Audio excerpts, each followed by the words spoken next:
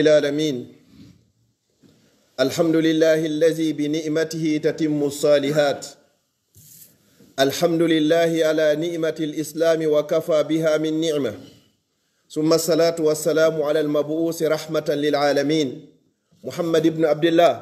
وعلى آله وأصحابه ومن تبعهم بإحسان إلى يوم الدين. أما بعد فأيها السادة، أقول لكم كل عام وأنتم بخير. تقبل الله منا ومنكم صالح الأعمال. أسأل الله سبحانه وتعالى ألا يفرق هذا الجمع المبارك إلا بذنب مغفور وسعي مشكور وأمل متقبل مبرور، وأن يجعل جمعنا هذا جمعا مرحوما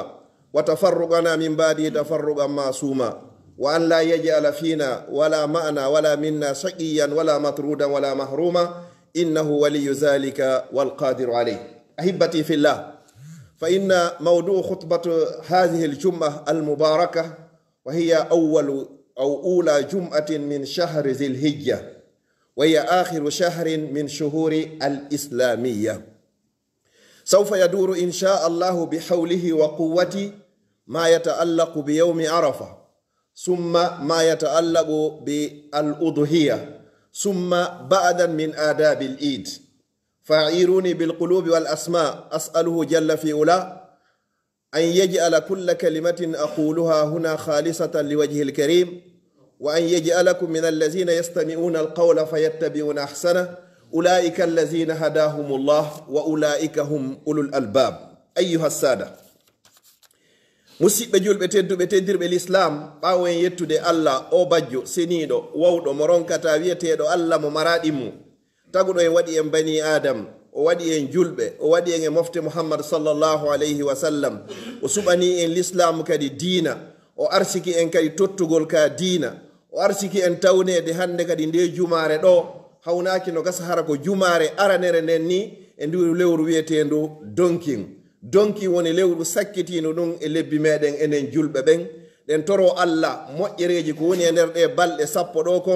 yo allah waɗu ɗum ɗon geɓal meɗen. ɗen toro allah subhanahu wa taala yo allah arsiku en heɓugol dewe e nder ɗe balɗe ɗo o tawna en ɗeɗo kay ɗuɗuɗe. haray musidɓe julɓe tedduɓe, yewtere annen ko nde yiiloto e o hutuba ɗo hande ko toɓɓe tati, tawata kadi ko ɗen hana yewtede hande. go'o, janngo ko arafa,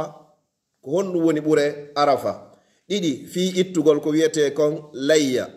tati on, yoga e neediji iidi ndin inchallahu, si allah tawni en yo allah tawni en ɗum haray ko faɗɗi janngo. haray adominatande hutba on inchallah no président on holliri noon bi isnillahi taala en sonjike ha en juuliɗo duuɓi sappo, tawata ko enen duhiɓen tu woni e juulude, sonnaɓe meɗen ɓen ɓe ala juulude, na iidi wona juma. allah subhanahu wa taala bagori en heeɓi juulirde nde jiyanɗen hoore men ruude baraba. joni noon ɗon kadi laamu ngun jaɓari fi yo wonu dambuɗe ɗiɗi, tawata suddiɓe natirayɗa, duhiɓe natirayɗa. ɗum ɗon ne waagi taw yo allahu newnu okkora en ka ɓuri ɗon e janɗude. joni noon ko feƴƴi ko ɓiyodiral ngal waɗi moƴƴo, jillodiral ngal hakkude duhiɓe e suddiɓe waɗi moƴƴa. ɗum ɗon noon hino tonga, hay si tawi wona ka juulirde tentinino ngari ka suudu allah. joni noon haray ɓe hikkinɗe yeeso ɓen, ɓe yitani en feere yende jarribo nden ɗon kadi ndaren e ngal ɗo ko honɗum wawata marsude. ko honɗum woni ɗum, enen duhiɓen fop aren juulen dowga, suddiɓen e paykoy koye juulira ley ton wondude e imamum e duhiɓe seeɗa. joni noon responsable ɓen organisé ɓen ko ɓen ɗon pet, enen luttuɓen fop en torodiri li wajhillah, en fop meɗen seenoɗen dowga juulen tranquille, naata tranquille, yalta tranquille, a buɓɓodirari e sonnajo hay e goto. joni noon haray iidi ndin en juula e laabiji tati, si wawi yunde sina ɗum en ɓeydoye. groupe ara noon bi isnillahi taala o juulay e 6h30, groupe ɗiɗaɓo on aroya e 7h30, groupe tammo on aroya e 8h30. si a andi a wawata heɓoyde e 6h30 on, nenni to haka 7h30 ara a tawa imamu ga o julnete. sa andi a woopi ɗon aroy hande kadi ka 8h30 a taway ga imamu a juulay kadi. sa woopi ɗiɗo fop inchallahu, hay siko ɓawo ɗum ɗon kadi so tawi yimɓen ɗuɗoyi kadi en heɓay ko julna bi isnillah. ɗen toro allah subhanahu wa taala on yo allah arsiku en nokku yaajuɗo hara en fop meɗen e duhiɓe e suddiɓe fayɓe e makko baɓe wawa juldude nde wotere. kono jama an fuu no torora li wajhillah, na anyangol goddo leyto ma doga don andi godo tun jogino den en juuli do duubi heewdi alhamdulillah hay hunde wadari inchallah si tawi innama yo yiltindire haray ko na innugol ko wadugol dictateur yagal ko fi gollitirgol ko bindi di wi kon e fi fowtingol jama on inchallah ايها الساده العيد ان شاء الله سوف تقام هنا ان شاء الله يوم الاحد باذن الله تعالى 3 مجموعات. المجموعه الاولى باذن الله سوف يصلي في 6:30 والمجموعه الثانيه في 7:30 والمجموعه الثالثه في 8:30 ان شاء الله. لكثره الناس نصلي 3 مرات ان شاء الله، والا فالاحسن والافضل ان نصلي مره واحده، ولكن الضرورات تبيح المحظورات. من لم يجد المكان في 6:30 فلينتظر في 7:30، ومن لم يجد المكان في 7:30 إن شاء الله فلينتظر في 8:30 إن شاء الله بإذن الله تعالى. وجزاكم الله خيرا. أيها السادة، يقول النبي صلى الله عليه وسلم فيما يتعلق بفضل يوم عرفة، قال عليه الصلاة والسلام: ما من يوم أكثر من أن يؤتق الله فيه عبدا من النار من يوم عرفة، وإنه ليدنو ثم يباهي بهم الملائكة فيقول ما أراد هؤلاء. هذا الحديث فقط يكفينا أيها السادة. ما من يوم من أيام الدنيا أكثر من أن يؤتق الله فيه عبدا من النار من يوم عرفة، ويوم عرفة بإذن الله سيكون غدا بإذن الله تعالى. فماذا يجب علينا؟ أولا أن نصوم يوم عرفة، لقول النبي صلى الله عليه وسلم: صيام يوم عرفة يكفر ذنوب سنتين، سنة ماضية وسنة مستقبلة. فعلينا جميعا أن نصوم غدا إن شاء الله، وإن كان يوم عرفة وافق يوم السبت فلا حرج، لا نصوم يوم السبت بل نصوم يوم عرفة، ويوم عرفة قد وافقت يوم السبت. النبي صلى الله عليه وسلم نهى عن الصوم يوم السبت فقط ويوم الجمعة، ولكن إن شاء الله نحن لا نصوم يوم السبت لأنها السبت، ولكن نصوم غدا لأن غدا يوم عرفة. مصيبة جول بتدو بنلا صلى الله عليه وسلم بماكي حديث سلو إذن عندي ملائكة بألا تجيب فوق كبوري موجودة كجبريل، yimɓe ɓe Allah tagi ɓen fop ko ɓuri e moƴƴude ko Muhammad sallallahu alayhi wa sallam.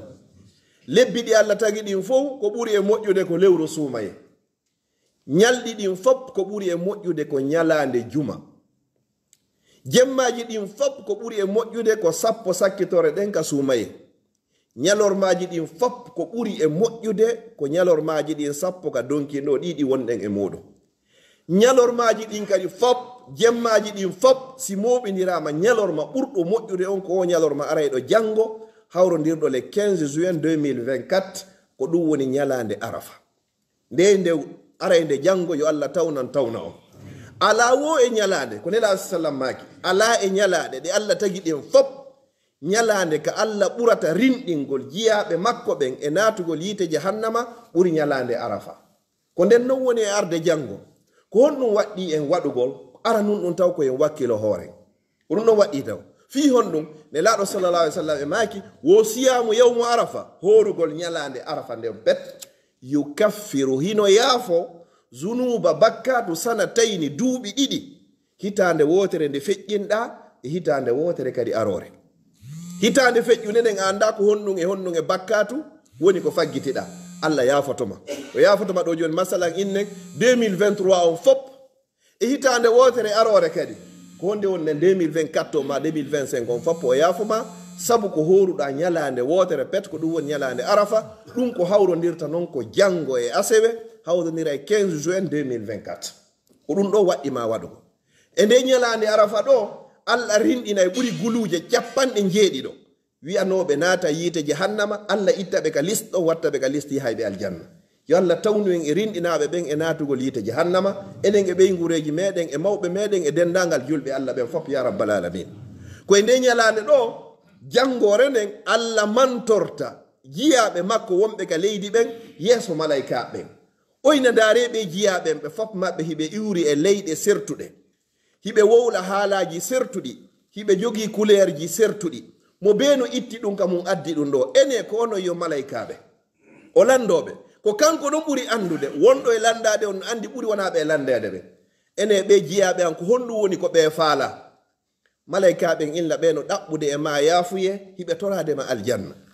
allah inna ene ɓe yii aljanna mo ɓe woni e torade on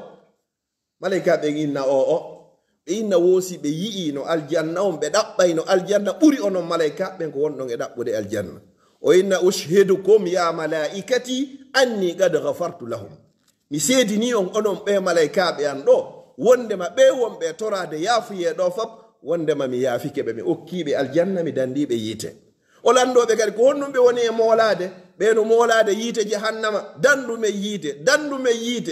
yiite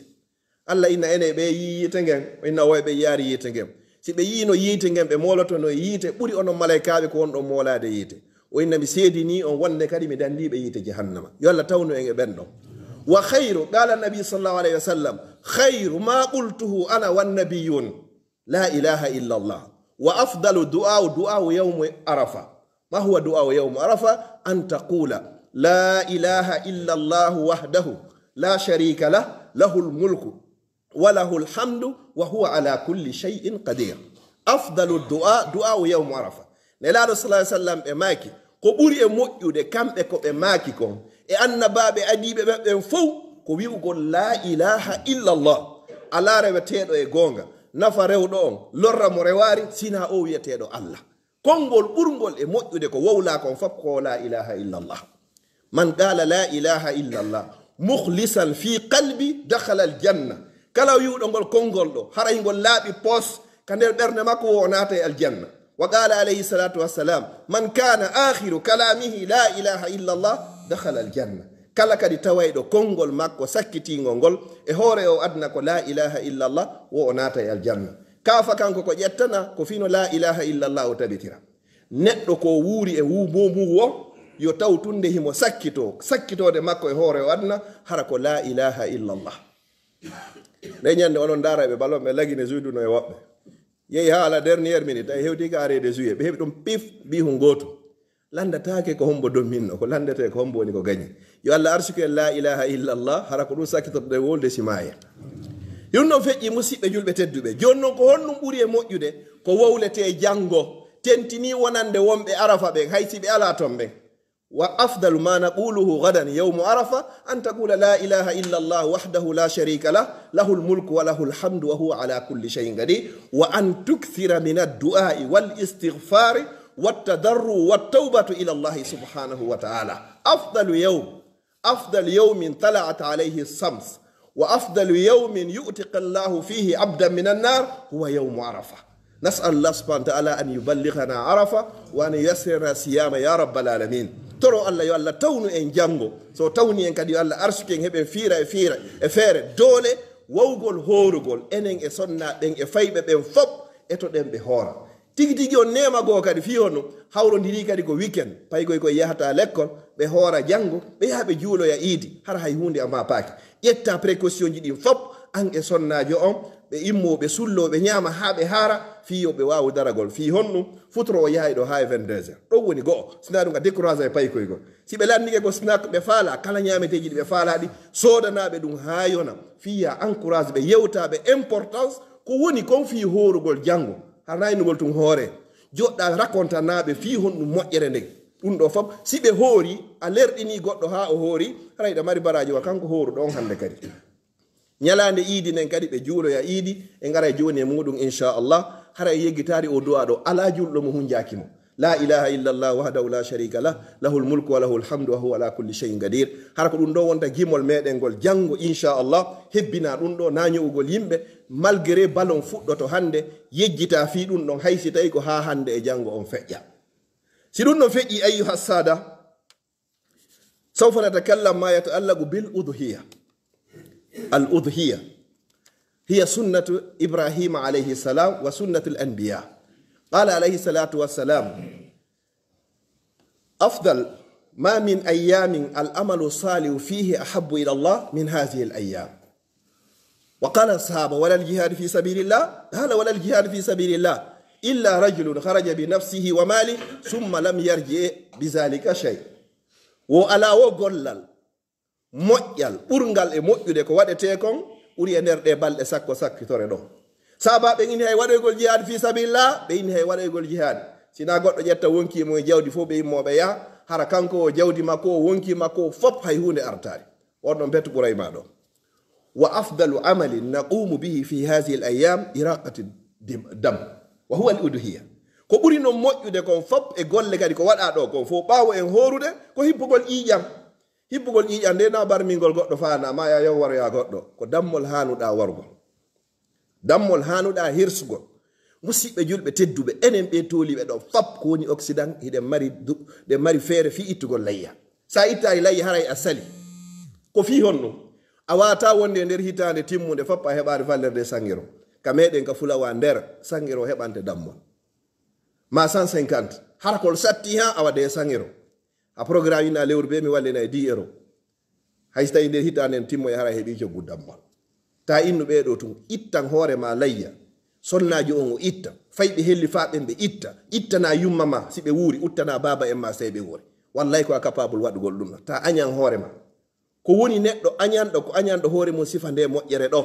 ƴetta mbuɗi hiɗa wallini hiɗa ƴawi ɗo e auto wi kecciɓer hewta ɗo layya ko tawoyta ko jango ronka ittugol layya a woni neɗɗo añanɗo mo añani noon hoore mum o korta goɗɗo no gasa kaftani hon kumi watti ɗo kon tun kum ɓuray 100 euros jonno sa waddi ke kaftani mo 100 euros ko base wingin de 150 euros awa haɗi yeyta gin noon itta layya wa ma tuqaddimu li anfusikum min khairin tajiduhu inda Allah kala ko ardinanɗa hoorema a tawoye ɗum ko Allah ko ɓorniɗa ɗo ko ɗo accata yimɓe rona ɗum siko jawdi nin ko ɗo accata ɓe ñama ɗum ɓeygu ma anditatama moodi ma anditantama an sonnajo ɓiɓɓe ma anditantama hay goto anditantama ardinan hoorema ko adi a ardinede ta habbo ƴettu misal jiɗi hoore woɓɓe goo mayɓe adiɓe maɓe sa ƴetti e mise ɓen noon a gollana e hoorema a habbota ko ɓe hirsanoyma nayyi ɓaawo ma a habbota ko ɓe hirsanoyma layya a habbota ko ɓe waɗanoyma umra a habbota ko ɓe waɗanoyma hajju waɗan hoorema ka wuruɗa ɗo gollu fewdo ɗo ko adi a mayde juulu ko adi a juulede looto ko adi a lootede ɓorno ko adi a ɓornede ittu sadaka ko adi a ittanede sadaka tota habbo ha tuma ittanoyeɗa anda si ɓe waɗoy wallahi ɓe waɗoyta ɓe yejjitata dare enen ɓe toliɓe ɗo fof ko enen dogidayno ɗo usta suh noon yallah yaafoɓe enen dogiɗi ɗo duuɓi kala ka fottano si usta suh noon ala toon haray tigi tigi on tummodiral haray hingal manki wallahi summa wallahi joni min jotto ɗo tummodiral go'o ɗiɗi tati nayyi joyi jeego jeɗɗi jetti jeenayi sappo tummodire hara hay e goto anditari fi usta suh noon an kadi ko ɗon aroytagoy wallahi ko ɗon aroyta ɓay pallet nafiya lutta koyo neɓe ha hooti neɓe ɗon tawoyaɓe wona yo neɓe ha hooti neɓe ha ɓe arta ɓe tawtama wallahi ko mustahil ko impossible ko hoore ɗum hanɗa janngugol joni noon ittu layya a anda l'année prochaine si tawete hitande arore wallahi a anda si ɗum tawete goto anda ɗum no gasa sabu dammol gotol ko ittuɗa ɗo miskini ñaami heɓi tew no gasa ko wonta sabu ko hokkama aljanna goɗɗo no rewa Allah e nder duuɓi 50 hara fop ko négatif hara hay hunde o waɗari gotum ngo okkatamo aljanna ittu layya musidɗo julɗo tedduɗo hay hunde lawaki kadi ni ɗa wawi heɓɓitade layya ko fuɗɗete ittede ko ñande julde sa iwti iidi e bimbi julde e bimbiti julde e bimbititi julde balɗe tati ɓaawo iidi on tawti iidi on woni balɗe 4 ko ɗe ɗo woni ko ittete iidi ha hunde lawaki ittu layya ado hara naya accu ha tuba ɓeɗo ɓe maayi sigo yummama ñande ɓe maayi na ñande yumma kaari maayi ne ñande nayi hirsama ɗo nafata ittaniɓe kaɓe wuuri ɗo kamɓe kadi ɓe yiya ɗum ɗo ittani baba en ma ittani hoore ma sonnajo on himo jogi wallahi a natay ɗo e salon ji woɓɓe sa landi ko jelu salon on fop kuti kon hara no ɓuri 5000 euros hara ɗum fof kaka jooɗe hara e pay koye susta jooɗade e hoore ɗum no fi janngol qouran si hewti ka jangge yeyga kiisin to ta jooɗe ga leydi yaare to fiyota ɓe tuuni julle ɗe kono ɗum nafata joni noon hiɗa jooɗade e hoore ɗum no fop maya accanno fop honno donkin hewta ronka 200 euros fi ittugol layya en mbaji asini hoorema sonnaji on chambre makko on danki kin e armoire ji ɗin e coiffeuse kon e bisuji ɗin e basen ji ɗin e sakuji ɗin e paɗe ɗen si moɓidirama haray ko hoore manan kum moɓɓe c'est plus de 10 000 euros woodi wonɓe walade e danki haray ki timmay 3 000 4 000 euros fii ka waloɗa a habbiɗo gabru layya hewta ɗo ronka 200 euros ka itta en mbaji asini hoorema en mba ko a neɗɗo añanɗo honno kinki walɗa e hoore mum ko honɗum ki nafayma kin hay hunde ki nafatama wabi rabbil kaaba sinayo ki lorre parce que Allah landoytoma yawmal qiyama wa an malihi min ayna iktasaba wa fima anfaqa jawdi makko ni ko honto heɓini ko honto kadi o dépense ni ayni way mi sodno dangi mo wallagi kami waalo e muɗum fi yo wowle mi publie agi kadi ka Facebook foppo ɓiya e sa yi chambre carré jon ko machallah mo ɓuuri hay gonɗo maison blanche kon ɗum nafi a sori doyte ki ñande mayɗa woɓe moɓama ha fop ɓe itta bisuji ɗin fop ɓe baseji ɗin fop ɓe wallina to hara woɓɓe hawji hay ronugol ɗi ɓe ɗaɓɓanama ɗo kasea ngewum perkani ɓe buumama ɗon ɓe ukkoyama to hande kadi tant pis pour toi luttuɓe ɓe wuura hande kadi ɓe naftora ko yangorɗa ko mi toriki Allah subhanahu wa ta'ala yalla danno en argol sifa ɗiɗo aqulu qawli hadha wa astaghfirullah li wa lakum fastaghfiruhu innahu huwal ghafurur rahim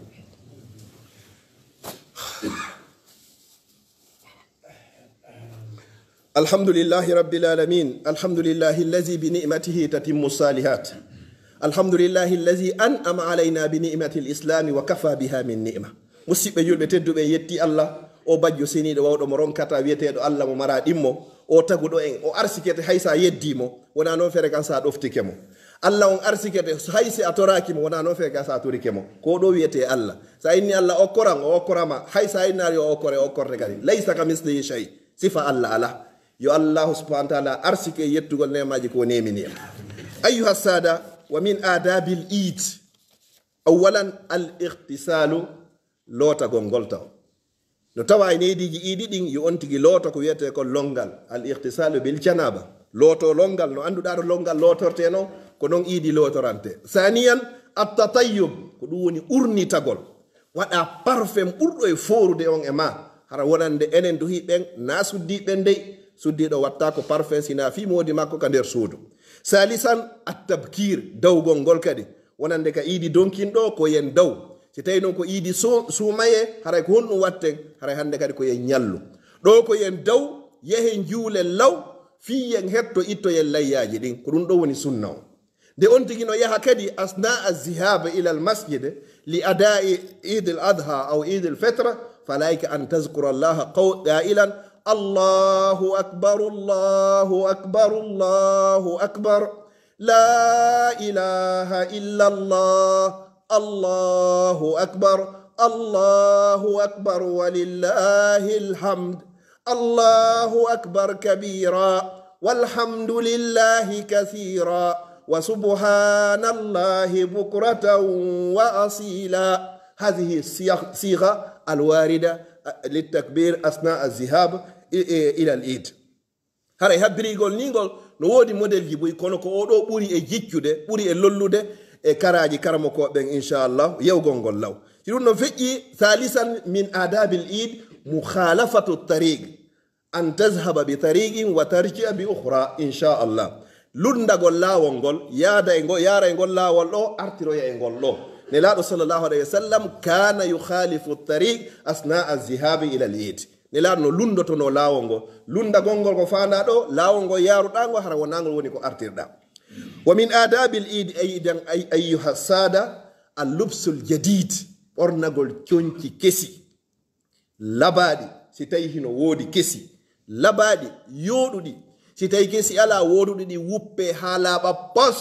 passe ha ɓowrayor waɗe parfum ha moƴƴa ɓornoɗa ɗin ɗon hara kala julɗo ɓattiɗoma wande machallah ɗo hino hara o haynotoma tum welamo o haynotoma tun kadi diina l'islam kam welamo julɗo hana wonde hara ko komojo julɗo hana wonde hara ko saltuɗo tunuɗo ko foti hara sa yi ɓornatere no machallah hara ko añuɗamo o aynayi ko vraiment kaarijo hino wawi ɓornade si ɗum ɗon feƴƴi azicre yaqulu nabi sallllahu alayhi wa sallam ayyamul id ayyamu aklin wa shurbin wa zicrin wa lahwin mubah nelaɗo sallah ai sallam maki wo ñalande iidi wo ko ñalande ñaama yara fija janto inde Allah kala fijo daru dagindu ñamugol ka nder suudu nde ñande si Allah no yañi feere nden oɗo ko maafe ha ko yiɗi eto ɗum defe nder ton kumpay kunɗa ko rigra yiɗi ɗum defe nder ton oɗa ko acceke ɗum defe nder ton oɗa ko tori yo ɗum kadi waɗe nder ton nene jon ko yiɗi ko ma gañi yo ɗum waɗe nder ton ɓayna ñande be ñande nden ñande haramo be ñamay ko weli ɗum wona intumin ko ɗum ɗo tun hara oɗo weltike oɗo weltaki ñalande iidi goto hana seytingol ka nder suudu ton ko ya eto zera ɗum noon hay so tawi koye amuño hay so tawi ko nden ñande tun hay si wattoyta ko nden ñande wakkilo ɓe anda ñalande iidi ñaama yara fija kala fiju ndaru ko anduɗen dagindu haray ɗum hino dagi ñalande iidi hara hina ko harmi an e madame on e fayɓe ɓen fijon ka nder suudu so yalta yiya hon ka parkji so yahay nokkugo fowtoyagol foppo hino dagi watan waɗu tun ko Allah yiɗa yarlaki si ɗum ɗon feƴƴi ko honnu kadi hikki attasamuhu ko yaafondirgol mo betoro oya yaafoye Allah tawni en hikka yo tawni en ko feewi en yaafodiri kadi siɗa bonanino goɗɗo noddamo hiwroɗamo o juuli e jaam tagabbalallahu minna wa minkum yo Allah jaɓan men jaɓanon ko ɗum woni mawɓe men ɓen ɓe makayno Allah tawni en hikka yo tawni en ko feewi kala mo tawnari yo yaafa so ƴettita du'a ɓura oɗo sahaba ɓen kamɓe ko ɓiwindirayno hakkudeji maɓɓe tagabbalallahu minna wa minkum salihal amal yo Allah jaɓan men jaɓana on dendagal golleji meɗen moƴƴi ɗin mawɓe meɗen kadi wayi ɗon du'a tawata ko munasibu no yaadi e muɗum yo Allah yaafo ɓe sincannoɓe en ɗum ɗo Allah tawni en hikka yo tawni en ko feewi kala mo tawnari yo yaafa so ƴettita kono faalde ɓuri ɗon en weltike ko tawni en kon en torike mo kadi yo tawni en ko arata si wono ino axe mum o tawnari yo Allah taw hara o yaafi ken so ƴettiti goɗɗo ko toroto Allah ko Allah wurnan fodde gurnan no moƴƴanilan Allah ñande annduɗa pellet ko mayde nde woni ko ƴet moƴƴanilan Allah waran nde ñande fi honno ko wonɗa e rewode ɗo Allah ko fiiɗo lakara moƴƴiroya yo toro Allah yo Allah dande lakara meɗen on bonirgol en wa akhiran ayyuha sada mi sakkitora kadi al uduhiya layyaji ɗin yandi musidɓe julɓe tedduɓe enen sukaɓe ɓen wakkiloɗen suusen ittugol layya sa itti hikka ɗo 2024 2025 ne aroya amara feere fawakima wonayi waɗu ko hakkille simi fuɗɗike hikka ko bemi jokkidira tun la ittugol layya ko sunna tentinaɗo na fi sa itti hikka lanne procé heɓoyaki inna joni min fu ala fuɗɗade ta innu kadi ko a paykum maye acca ɗon ɗa wawi mayde acca ɗo nen ma e babema mais so tawi maɗi feere nden wallahi wallingol dammi tati nayi joyi ka fami foppo hirsa wallahi ɗum ko moƴƴere mo wallande ndaare waɗo cappaɓe ɓen si hewtiɗo ka layyaji jullirde ne hewa ɗo yonte beeli mo beeno hirsi addi no maapi hay ko honto tigi tigi on jonnata tewngu ene noon no woɗi ka tew ñaame sa wata hirsugol ɗo hino satti moɓoy mbuuɗi ɗin ƴetta naɓaka meɗen no woodi woɓɓe ɗo joni jonnayɓe men ɗo mbuuɗi yomin naɓu ka meɗen ton ɓe hirsirane ton ɓay hara hirsugol ngol ɗo hino satti anga fiɓi anni e on Allah ko yini lan yanala llaha luhumuha wala dima'u walakin yanaluhu taqwa minkum Allah haton jinayi tewu on wato jinayi ƴiƴannan ko kulol Allah ngol haton jini kala sa itti dammol layya hiɗa mari baraji yeru embere leeɓi ko woni e dammol kol kon wawi kontugol ɗum ɗin noon tum baraji no wawma yonde musidɗo saabu 150 € ma 100 € ma 200 €. Ça dépend région ji ɗin ka meɗen ɗum woodi woɓɓe ka meɗen 100 € wawa ɓe heɓande dammol layya kon ɗum ronkanta ittande ɗum ɗo hoorema inna koɓe paykunni taw fi na paykun dey a helli fama kala ko fawi baba en ma hino fawima siko a jiwo a helli fama kala ko fawi yumma ma hino fawima so mayi kadi mo ɓemon e gaburu muɗum toriki Allah subhanahu wa ta'ala yo Allah arsiku en newna en wowrugol arafa ngo inchallah mi filli to haray iidi meɗen on inchallah enen duhiɓɓen fof ko ɗo woni ko juuleten masjidu bila ɗo riide la poste ɗo inchallah duhiɓɓen fop no tora senagol ɗo ko groupe aji ɗin ɗuuɗi o ko ɗuuɗi inchallah fop wawa juulude no régulieri kadi haray ɓiƴodira ha ko feƴƴiti en jillodira kadi e sonnaɓen neñiraɓɓen kay en torike ɓe fop maɓɓe yoɓe senoto mo heɓari ka 6h30 o yo aroy ka 7h30 anduɗo wopiɗo wo yo heɓɓaɗo ka 8h30 haysi ɗum ɗon feƴƴi tawi hino ɗuuɗa inchallahu karamo koɓe no ɗuuɗi hakkudeji meɗen en wawa heɓude wawa ɓe julnude fi en fof wawi julude allahumma la tufarrigi hadha al jamma illa bi zambi maghfur wa sa'yin mashkur wa amali mutaqabbalin mabrur allahumma jal jammana hadha jamma marhuma wa tafarrugana min ba'di tafarrugan masuma allahumma la tajal fina wala ma'ana wala min bayna shaqiyya wala matrudan wala mahruma bi rahmatika ya arhamar rahimin allahumma ansur al islam wa izz al muslimin allahumma ansur al mujahidin fi sabilika fi kulli makan allahumma ansur man nasara ad-din wakhzul man khazala al muslimin wa dammir a'da'aka a'da' ad-din اللهم اجعل لنا من كل هم فرجا ومن كل ضيق مخرجا ومن كل بلاء آفية اللهم هبب إلينا الإيمان وزينه في قلوبنا وكره إلينا الكفر والفسوق والعصيان اللهم اجعلنا من الراشدين اللهم اجعلنا من الراشدين اللهم إنا نسألك حبك